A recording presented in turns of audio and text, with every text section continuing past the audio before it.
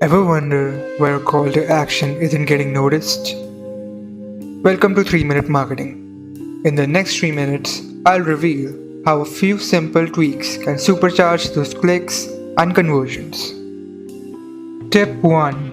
Use action-packed language. Let's start with your wording. Generic phrases like click here don't inspire action.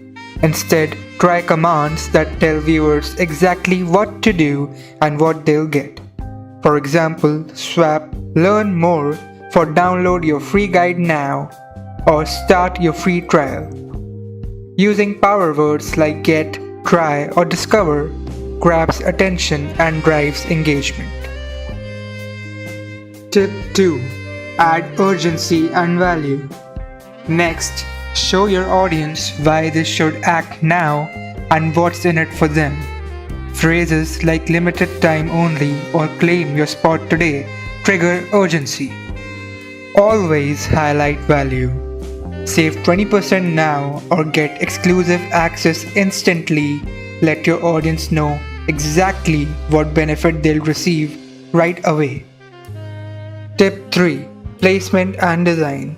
Finally, don't let your CTA get lost. Place it front and center, above the fold on your website or at both the start and end of your videos.